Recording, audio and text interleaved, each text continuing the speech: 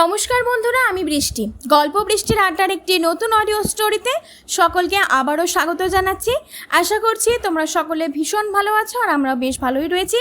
তো আজকে যে গল্পটি নিয়ে চলে এসেছি সেটা আরও একটি ব্যোমকেশ বক্সির গল্প। আজকের গল্পের নাম হচ্ছে মাকড়সার রস, শরদিন্দু বন্দ্যোপাধ্যায়ের লেখা। আশা করছি এই গল্পটা তোমাদের ভীষণ ভালো লাগবে। তাহলে চলো শুরু করা যাক। ব্যোমকেশকে একরকম জোর করে বাড়ি থেকে বের করেছিলাম। গত 1 মাস ধরে সে একটা জটিল জালিয়াতির তদন্তে মনোনিবেশ করেছিল।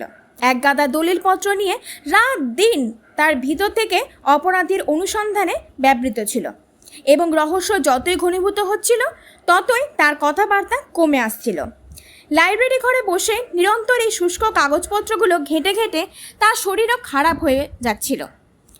কিন্তু সে কথার উল্লেখ করলে সে বলতো, না বেশ তো আছি।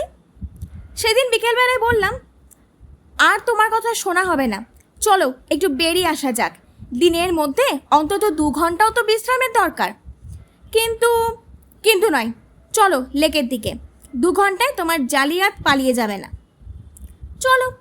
কাগজপত্র সরিয়ে রেখে সে বের হলো বটে, কিন্তু তার মনটা সে অজ্ঞাত জালিয়াতের পিছু ছাড়েনি। বুঝতে কষ্ট হলো না। লেকের ধারে বেড়াতে বেড়াতে হঠাৎ একজন বহু পুরনো কলেজের বন্ধুর সঙ্গে দেখা হয়ে গেল। অনেকদিন তাকে দেখিনি। এর ক্লাসে দুজনে একসঙ্গে পড়েছিলাম। তারপর সে মেডিকেল কলেজে চলে গেল, সেই থেকে ছাড়াছাড়ি। আমি তাকে দেখে বললাম, আরে মোহন যে, তুমি কোত্থেকে?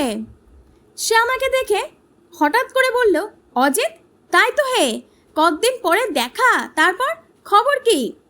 কিছুক্ষণ পরস্পরের পিঠ চাপড়াচাপড়ির পর ব্যোমকেশের সাথে পরিচয় করে দিলাম। মোহন বলল, আপনি? বড় খুশি হলাম। মাঝে মাঝে সন্দেহ হতো বটে, আপনার কীর্তি প্রচারক অজিত বন্দ্যোপাধ্যায় হয়তো আমাদের বাল্যবন্ধু অজিত, কিন্তু বিশ্বাস হতো না। জিজ্ঞাসা করলাম, তুমি আজকাল কি করছো? কলকাতাতেই প্র্যাকটিস করছি। তারপর বেড়াতে বেড়াতে নানা কথায় ঘণ্টাখানেক কেটে গেল। লক্ষ্য করলাম সাধারণ কথাবার্তার মধ্যে মোহন 2-1 বার কি একটা বলবার জন্য মুখ খুলতে গিয়েও থেমে গেল। ব্যোমকেশও সেটা লক্ষ্য করেছিল, তাই একসময় অল্প করে হেসে বলল, কি বলবেন বলুন না। মোহন একটু লজ্জিত হয়ে বলল, একটা কথা বলি করেও না বলতে সংকোচ হচ্ছে। ব্যাপারটা এত তুচ্ছ যে সে নিয়ে আপনাকে আর বিব্রত করাটা ঠিক হবে না ভাবছি, যদি অন্যায় হয়। অথচ আমি তখন বললাম, তা হোক, বলো। আর কিছু না হোক, ব্যোমকেশকে কিছুক্ষণের জন্য ওই জালিয়াতের হাত থেকে নিষ্কৃতিত দেওয়া হবে। জালিয়াত? আমি বুঝিয়ে দিলাম। তখন মোহন বলল, ও, কিন্তু আমার কথা শুনে হয়তো ব্যোমকেশবাবু হাসবেন। ব্যোমকেশ বলল, হাসির কথা হলে নিশ্চয়ই হাসবো, কিন্তু আপনার ভাব থেকে তো সেটা মনে হচ্ছে না, বরঞ্চ বোধ হচ্ছে একটা কোনো সমস্যা কিছুদিন থেকে আপনাকে ভাবিয়ে তুলেছে, আপনি তারই উত্তর খুঁজছেন। মোহন সাগ্রহে বলল, আপনি ঠিক ধরেছেন, জিনিসটা হয়তো খুবই সহজ, কিন্তু আমার পক্ষে এটা একটা দুর্ভেদ্য প্রহেলিকা হয়ে দাঁড়িয়েছে। আমি নেহাত বোকা নই, সাধারণ সহজ বুদ্ধি আছে বলেই মনে করি। অথচ একজন রোগে পঙ্গু চলৎশক্তিরহিত লোক আমাকে প্রত্যেক দিন এমনভাবে ঠকাচ্ছে যে শুনলে আশ্চর্য হয়ে যাবেন। শুধু আমাকে নয়, তার সমস্ত পরিবারের তীক্ষ্ণ সতর্কতা সে প্রতি মুহূর্তে ব্যর্থ করে দিচ্ছে। কথা বলতে বলতে আমরা একটা বেঞ্চিতে এসে বসলাম। মোহন বলল, যতদূর সম্ভব সংক্ষেপে ব্যাপারটা বলছি, শুনুন। কোনো এক বড় মানুষের বাড়িতে আমি গৃহচিকিৎসক। তারা বনেদি বড় মানুষ, কলকাতায় বন কেটে বাস। অন্যান্য বিষয় সম্পত্তি ছাড়াও কলকাতায় একটা বাজার আছে, তা থেকে মাসিক 1015 টাকা আয় তাদের হয়। সুতরাং আর্থিক অবস্থা কীরকম সেটা তো বুঝতেই পারছেন।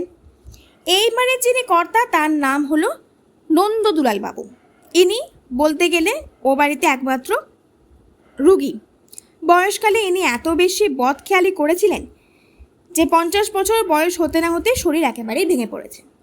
বাতে পঙ্গু, আরও কত রকম ব্যাধি যে তার শরীরে আশ্রয় করে আছে তা গুণে শেষ করা যাবে না। তাছাড়া পক্ষাঘাতের লক্ষণও ক্রমেই দেখা দিচ্ছে। আমাদের ডাক্তারি শাস্ত্রে একটা কথা আছে, মানুষের মৃত্যুতে বিস্মিত হওয়ার কিছু নেই, মানুষ যে বেঁচে থাকে এইটাই হলো সবচেয়ে আশ্চর্যের বিষয়। আমার এই রুগীটিকে দেখলে সে কথায় সর্বাগ্রে মনে পড়ে। এই নন্দদুলাল বাবুর চরিত্র আপনাকে কি করে বোঝাবো সেটাই তো ভেবে পাচ্ছি না। কটুভাষী, সন্দিগ্ধ, কুটিল, হিংস্রপরায়ণ, এক কথায় এমন ইতর নীচ স্বভাব আমি আর কখনো দেখিনি। বাড়িতে স্ত্রী, পুত্র, পরিবার সব আছে, কিন্তু কারোর সঙ্গে সদ্ভাব নেই। তার ইচ্ছা যৌবনের যে উচ্ছৃঙ্খলতা করে বেরিয়েছেন এখনও তাই করে বেড়ান, কিন্তু প্রকৃতি পাল সেধেছেন, শরীরে সে সামর্থ্য নেই। এই জন্যে পৃথিবী শুদ্ধ লোকের ওপর দারুণ রাগ আর ঈর্ষা, যেন তার এই অবস্থার জন্যে তারাই দায়ী। সর্বদা ছল খুঁজে বেড়াচ্ছেন কি করে কাকে জব্দ করবেন। শরীরের তো শক্তি নেই, বুকের গোলমালও আছে, তাই ঘর ছেড়ে বেরোতে পারেন না। নিজের ঘরে বসে বসে কেবল বিশ্ব ব্রহ্মাণ্ডের ওপর কদর্য গালাগাল বর্ষণ করছেন, আর তিস্তা তিস্তা কাগজে অনবরত লিখে চলেছেন। তার এক খেয়াল যে তিনি একজন অদ্বিতীয় সাহিত্যিক, তাই কখনো লাল কালিতে কখনো কালো কালিতে লিখে বেড়াচ্ছেন। সম্পাদকের ওপর ভয়ঙ্কর রাগ, তার বিশেষ সম্পাদকেরা কেবল শত্রুতা করে তার লেখা ছাপে না। আমি কৌতূহলী হয়ে জিজ্ঞাসা করলাম, কি লেখেন উনি? গল্প কিংবা আত্মচরিত্রও বলা যেতে পারে। একবার মাত্র সে লেখার ওপর আমি চোখ বুলাইছিলাম, তারপর আর সেদিকে তাকাতে পারিনি। সে লেখা পড়বার পর গঙ্গা স্নান করলেও মন পবিত্র হয় না।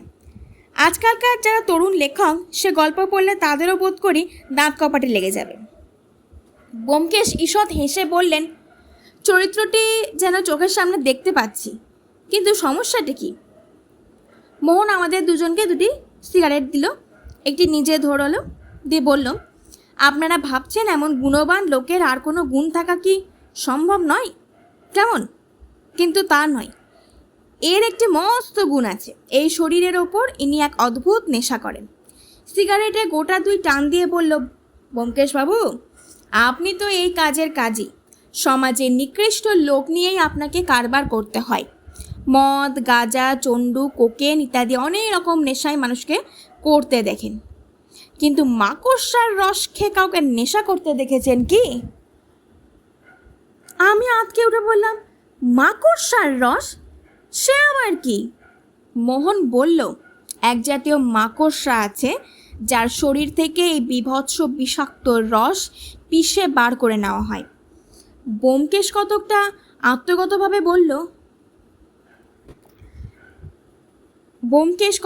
আত্মগতভাবে বলল, টারান্টুলা ড্যান্স।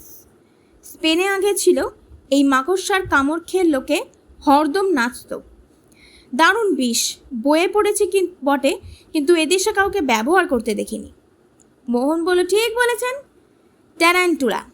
সাউথ আমেরিকার স্প্যানিশ শঙ্কর জাতির মধ্যে এই নেশার খুব বেশি প্রচলন আছে। এই ট্যারান্টুলার রস একটি তীব্র বিষ, কিন্তু খুব কম মাত্রায় ব্যবহার করলে শরীরের স্নায়ুমণ্ডলে একটা প্রবল উত্তেজনার সৃষ্টি হয়।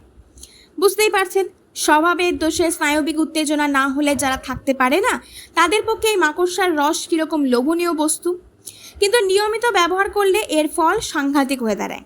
অস্বাভাবিক পক্ষাঘাতে মৃত্যু অনিবার্য। আমাদের নন্দদুলালবাবু বোধহয় যৌবনকালে এই চমৎকার নেশাটি ধরেছিলেন। তারপর শরীর যখন অকর্মণ্য হয়ে পড়ল, তখন নেশা ছাড়তে বাধ্য হলেন, কিন্তু সে ছাড়তে তো পারলেন না সম্পূর্ণভাবে। আমি যখন গৃহচিকিৎসক হয়ে ওদের বাড়িতে ঢুকলাম, তখন উনি প্রকাশ্যে ওই নেশা চালাচ্ছেন। সে আজ বছর খানেকের কথা। আমি প্রথমেই ওটা বন্ধ করে দিতে বললাম, যদি বাঁচতে চান তাহলে ওটা ছাড়তে হবে। এই নিয়ে খুব খানিকটা ধস্তাধস্তি হলো। তিনিও খাবেনি আর আমিও খেতে দেব না। শেষে আমি বললাম, আপনার বাড়িতে ও জিনিস ঢুকতেই দেব না, দেখি আপনি কি করে খান। তিনিও কুটিল হাসি হেসে বললেন, তাই নাকি? আচ্ছা, আমিও খাও, দেখি তুমি কি করে আটকাও। যুদ্ধ ঘোষণা হয়ে গেল। পরিবারের আর সকলে আমার পক্ষে ছিলেন, সুতরাং সহজেই বাড়ির চারিদিকে কড়া পাহারায় বসিয়ে দেওয়া হলো। তার স্ত্রী, ছেলেরা পালা করে তাকে পাহারা দিতে লাগলেন, যাতে কোনো ক্রমে সে বিষ তার কাছে পৌঁছতে না পারে। তিনি নিজের এরকম চলৎ শক্তিহীন, বাড়ি থেকে বেরিয়ে এসে সে জিনিস সংগ্রহ করবেন সে ক্ষমতাও নেই।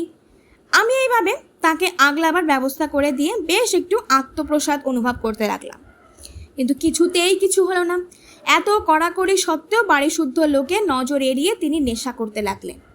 কোথা থেকে সে জিনিসটা আমদানি করেছেন কেউ ধরতেই পারলাম না। প্রথমটা আমার সন্দেহ হলো, হয়তো বাড়ির কেউ লুকিয়ে তাকে সাহায্য করেছে। তাই একদিন আমি নিজে সমস্ত দিন পাহারায় থাকলাম। কিন্তু আশ্চর্য মশাই, আমার চোখের সামনে 3-3বার সেই বিষ খেলেন। তার নাড়ি দেখে বুঝলাম, অথচ কখন খেলেন ধরতে পারলাম না। তারপর তার ঘর আতিপাতি করেছি, তার সঙ্গে বাইরের লোকের দেখা করা একেবারে বন্ধ করে দিয়েছি, কিন্তু তবুও তার মৌতাত বন্ধ করতে পারিনি। এখনও সমভাবেই চলছে। এখন আমার সমস্যা হয়ে দাঁড়িয়েছে এই যে, লোকটা ওই মাকড়সার রস পায় কোথা থেকে, এবং পেলেও সকলের চোখে ধুলো দিয়ে খায় কী করে। মোহন চুপ করে রইল। ব্যোমকেশ শুনতে শুনতে অন্যমনস্ক হয়ে পড়েছিল কিনা বলতে পারি না। মোহন শেষ করতে সে উঠে দাঁড়িয়ে বলল, অজিত, বাড়ি চলো। একটা কথা হঠাৎ মাথায় এসেছে, যদি তা ঠিক হয় তাহলে।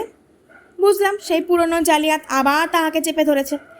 মোহন এতক্ষণ যে বকে গেল, তার শেষের দিকের কথাগুলো হয়তো তার কানেই যায়নি।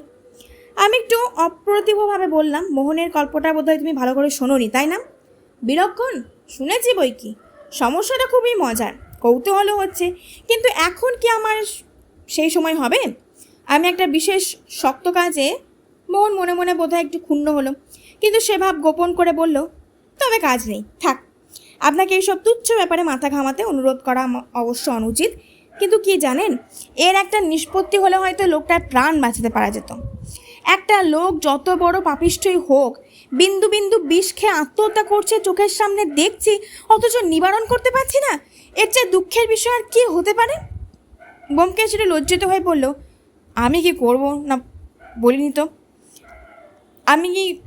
বলিনি তো। এ ধাঁধার উত্তর পেতে হলে ঘন্টা 2 ভাবতে হবে, আর একবার লোকটিকে দেখলেও ভালো হয়, কিন্তু আজ বোধহয় তা পেরে উঠব না। নন্দদুলালবাবুর মতো অসামান্য লোককে কিছুতেই মরতে দেওয়া যেতে পারে না, সে আমিও দেব না। আপনি নিশ্চিন্ত থাকুন, কিন্তু এখনই আমায় বাসায় ফিরতে হচ্ছে। মনে হচ্ছে জালিয়াত লোকটাকে ধরে ফেলেছি, কিন্তু একবার কাগজগুলো ভালো করে দেখা দরকার। সুতরাং আজকে রাতটা নন্দদুলালবাবু নিশ্চিন্ত মনে বিষপান করে নিন, কাল থেকে আমি তাকে জব্দ করে দেব। মোহন হেসে বলল, বেশ, কালই হবে। কখন আপনার সুবিধা হবে বলুন, আমি কার পাঠিয়ে দেবো। ব্যোমকেশ একটু চিন্তা করে বলল, আচ্ছা, একটা কাজ করা যাক, তাতে আপনার উৎকণ্ঠা অনেকটা কমে যাবে। অজিত আজ আপনার সঙ্গে গিয়ে দেখাশোনা করে আসুক, তারপর ওর মুখে সব কথা শুনে আজ রাতেই কিংবা কাল সকালে আমি আপনার ধাঁধার উত্তর দিয়ে দেব। ব্যোমকেশের বদলে আমি যাব।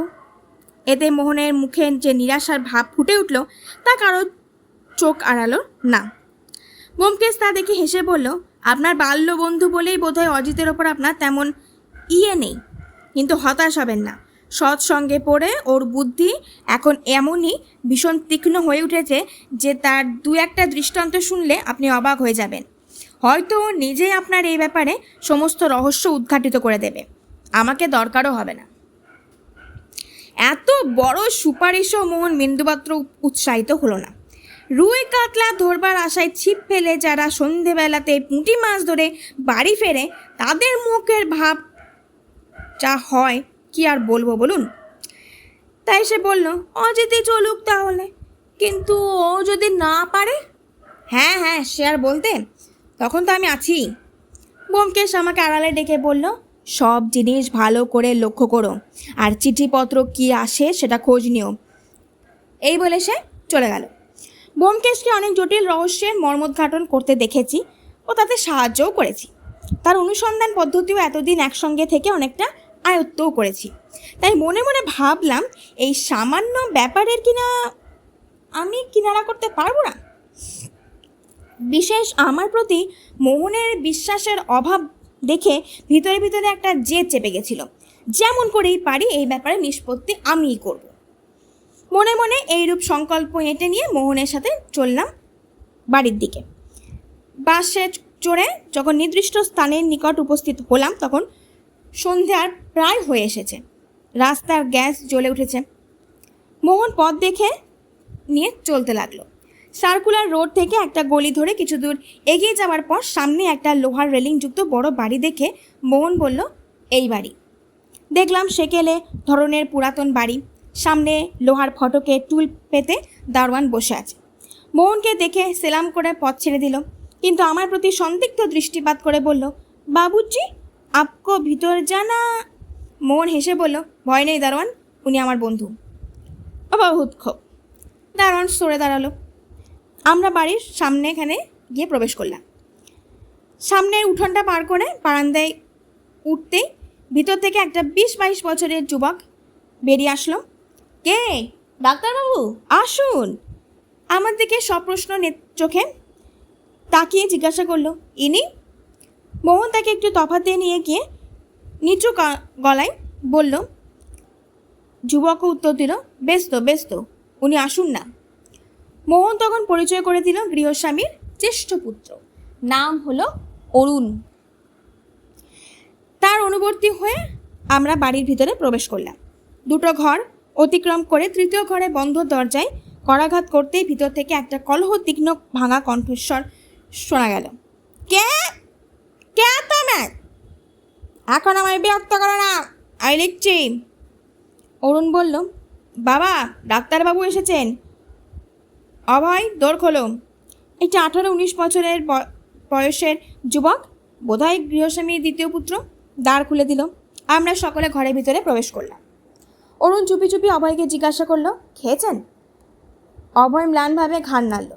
ঘরে ঢুকেই প্রথমে দৃষ্টি পড়ল ঘরের মাঝখানে খাটের ওপরে বিছানা পাতা রয়েছে এবং সেই বিছানায় বালিশে ঠ্যাস দিয়ে বসে ডান হাতে কলম নিয়ে অতি শীর্ণকায় নন্দদুলালবাবু রাগে কষায়িত চোখে আমাদের দিকে তাকিয়ে আছেন।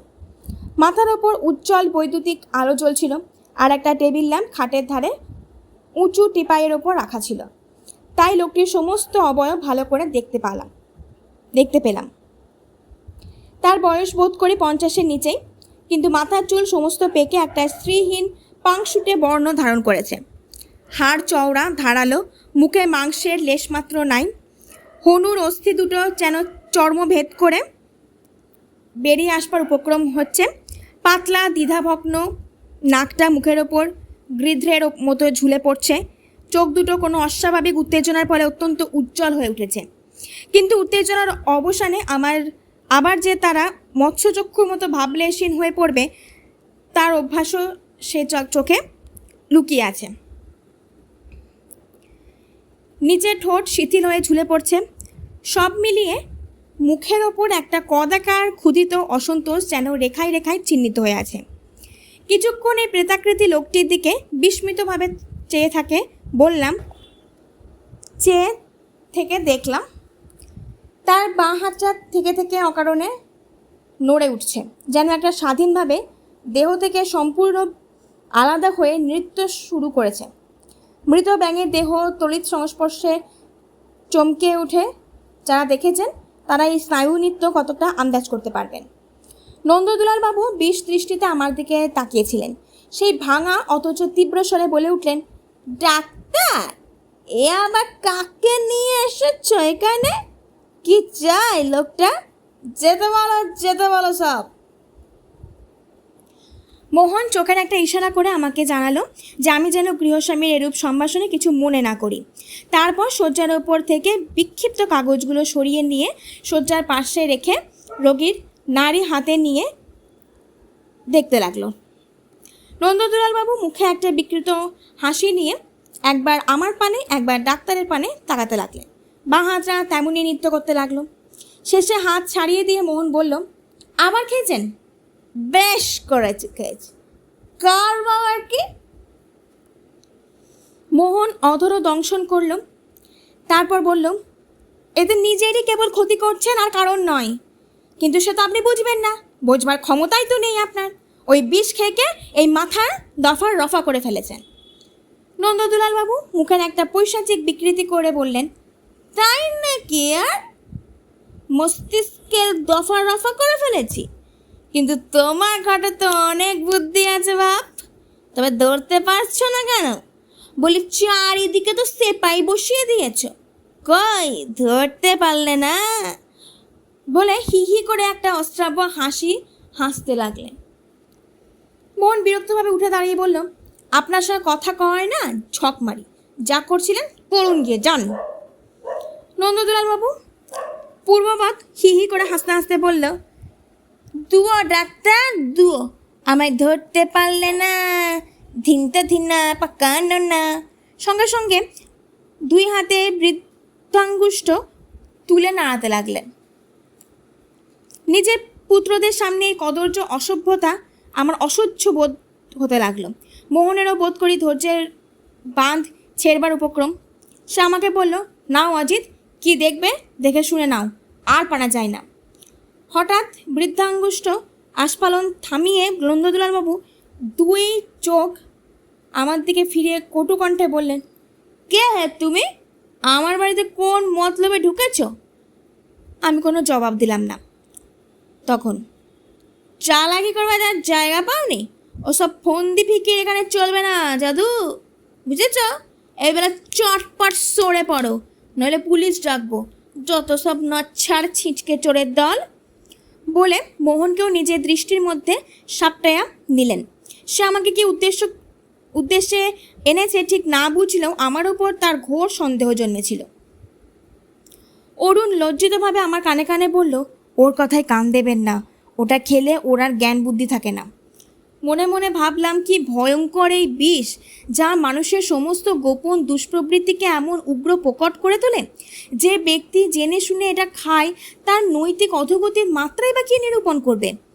ব্যোমকেশ বলেছিল সব দিক ভালো করে লক্ষ্য করতে, তাই যতদূর সম্ভব তাড়াতাড়ি ঘরের চারটার দিক ঘুরে দেখে নিলাম। ঘরটা বেশ বড়, আসবাবপত্র খুব একটা বেশি নেই। একটা খাট, গোটা 2-3 চেয়ার, একটা আলমারি ও একটা তেপায়া টেবিল। এই টেবিলের ওপর ল্যাম্পটা রাখা আছে এবং তার পাশে কয়েক দিস্তা অলিখিত কাগজ ও অন্যান্য লেখার সরঞ্জাম আছে। লিখিত কাগজপত্রগুলো অবিন্যস্তভাবে চারিদিকে ছড়ানো।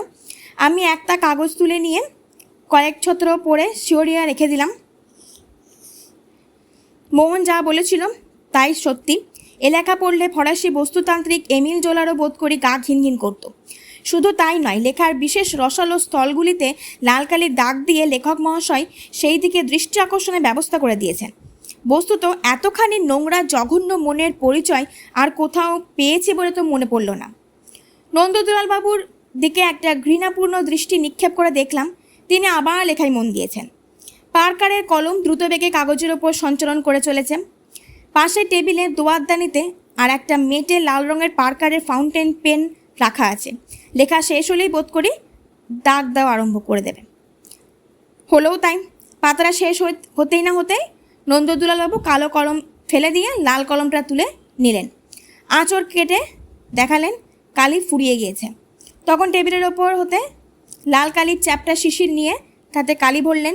তারপর গম্ভীরভাবে নিজের লেখার মণিমুক্তগুলি চিহ্নিত করতে লাগলেন। আমি মুখ ফিরিয়ে নিয়ে ঘরের অন্যান্য জিনিস দেখতে লাগলাম। আলমারিটায় কিছু ছিল না, শুধু কতগুলো অর্ধেক ওষুধের শিশি পড়েছিল। মোহন বলল সেগুলো তারই প্রদত্ত ওষুধ। ঘরে 2টি জানলা, 2টি দরজা। একটি দরজা দিয়ে আমরা প্রবেশ করেছিলাম, অন্যটির সম্বন্ধে জিজ্ঞাসা করে জানলাম ওদিকে স্নানের ঘর ইত্যাদি আছে। সে ঘরটাও দেখলাম, বিশেষ কিছু নেই, কয়েকটা কাঁচা কাপড়, তোয়ালে, তেল, সাবান, মাজন ইত্যাদি আছে। জানলা দুটোর সম্বন্ধে অনুসন্ধান করে জানা গেল বাইরের সাথে তাদের কোনো যোগাযোগ নেই, তাছাড়া অধিকাংশ সময় সেটা বন্ধ থাকে। ব্যোমকেশ থাকলে কিভাবে অনুসন্ধান করতো তা কল্পনা করবার চেষ্টা করলাম, কিন্তু কিছুই ভেবে পেলাম না। দেয়ালে টোকা মেরে দেখব কি না ভাবছি, হয়তো কোথাও গুপ্ত দরজা আছে। এমন সময় চোখে পড়ল দেয়ালে একটা তাকের ওপর একটি চাঁদের আতরদানি রয়েছে। সাগ্রহে সেটাকে পরীক্ষা করলাম। তার মধ্যে খানিকটা তুলা ও খোপে খোপে আতর রয়েছে। চুপি চুপি অরুণকে জিজ্ঞাসা করলাম, উনি আতর মাখেন নাকি? সে অনিশ্চিতভাবে মাথা নেড়ে বলল, কি জানি, বোধ হয় না, মাখলে গন্ধ পাওয়া যেত। এটা কতদিন এ ঘরে আছে? তা বরাবরই আছে, বাবাই ওটা আনিয়ে ঘরে রেখেছিলেন। ঘাড় ফিরিয়ে দেখলাম লেখা বন্ধ করে নন্দদুলালবাবু এই দিকেই তাকিয়ে আছেন। মন উত্তেজিত হয়ে উঠল। খানিকটা তুলো আতরে ভিজিয়ে পকেটে পুরে নিলাম। তারপর ঘরের চারিদিকে একবার শেষ দৃষ্টি ঘুরিয়ে নিয়ে বেরিয়ে আসলাম।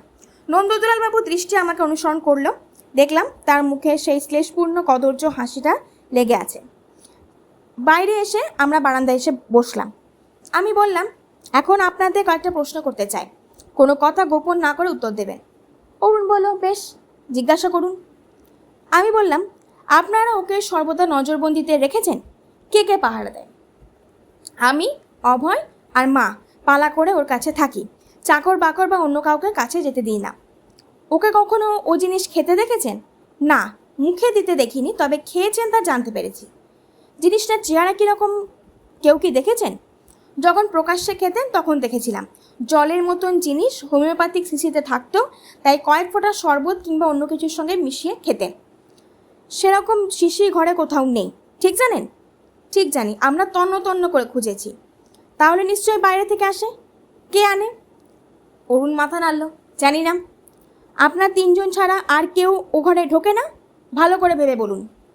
না, কেউ না, এক ডাক্তারবাবু ছাড়া। আমার জেরা ফুরিয়ে গেল। আর কি জিজ্ঞাসা করব? গালে হাত দিয়ে ভাবতে ভাবতে ব্যোমকেশের উপদেশ মনে পড়ল। আবার আরম্ভ করলাম। ওর কাছে কোনো চিঠিপত্র আসে? না। কোনো পার্সেল বা এরকম কিছু? এইবার অরুণ বলল, হ্যাঁ, সপ্তাহে 1খানা করে রেজিস্ট্রি আসে। কোত্থেকে আসে? কে পাঠায়? লজ্জায় ঘাড় নিচু করে অরুণ আস্তে আস্তে বলল, কলকাতা থেকেই আসে। রেবেকা লাইট নামে একজন স্ত্রীলোক পাঠায়। আমি বললাম, বুঝেছি। চিঠিতে কী থাকে আপনারা দেখেছেন কি? দেখেছি বলে অরুণ মোহনের দিকে তাকালো। আমি সাগরে জিজ্ঞাসা করলাম, কি থাকে? সাদা কাগজ। সাদা কাগজ? হ্যাঁ, খালি কতগুলো সাদা কাগজ খামের মধ্যে পড়া থাকে, আর কিছু না। আমি হতবুদ্ধির মতো প্রতিধ্বনি করলাম, আর কিছু না? না। কিছুক্ষণ নির্বাক হয়ে তাকিয়ে থাকলাম। শেষে বললাম, ঠিক জানেন খামের ভিতরে আর কিচ্ছু থাকে না? ঠিক জানি। বাবা নিজে পিয়নের সামনে রসিদ দস্তখত করে চিঠি নেন বটে, কিন্তু আগে আমি চিঠি খুলি। তাতে সাদা কাগজ ছাড়ার কিছুই থাকে না। প্রত্যেকবার আপনি চিঠি খোলেন? কোথায় খোলেন? বাবার ঘরে। সেখানেই পিয়ন চিঠি নিয়ে যায় কি না? কিন্তু এ তো ভারী আশ্চর্য ব্যাপার। সাদা কাগজ রেজিস্ট্রি করে পাঠাবার কারণ কি? তা জানি না। আরও কিছুক্ষণ বোকার মতো বসে থেকে শেষে একটা নিঃশ্বাস ফেলে উঠে পড়লাম। রেজিস্ট্রি চিঠির কথা শুনে মনে আশা হয়েছিল যে ফন্দিটা বুঝি ধরে ফেলেছি, কিন্তু না, ওদিকে দরজায় একেবারে তালা লাগানো। বুঝলাম আপাত দৃষ্টিতে ব্যাপার সামান্য ঠেকলেও আমার বুদ্ধিতে কুলাবে না। তুলোটা শুনিতে নরম, কিন্তু ধুনিতে লবে যান। ওই বিষ জর্জরিত দেহ অকালপঙ্গু পুরা লম্পটকে এঁটে ওঠা আমার কর্ম নয়। এর ব্যোমকেশেরই দরকার। তো আজকের মতো এই পর্বটা এখানেই সমাপ্ত হলো। তোমাদের যদি সকলের এই পর্বটা খুব ভালো লেগে থাকে তাহলে প্লিজ লাইক, কমেন্ট, শেয়ার এবং সাবস্ক্রাইব করতে কিন্তু একদম ভুলো না। দেখা হচ্ছে এই গল্পে নেক্সট পর্বে। ভালো থেকো, সুস্থ থেকো, আর এইভাবে ভালোবাসা এবং আশীর্বাদ দিয়ে যাও। আর টক ঝাল মিষ্টি কাপল এই চ্যানেলটাকে অবশ্যই সাবস্ক্রাইব করো। বাই।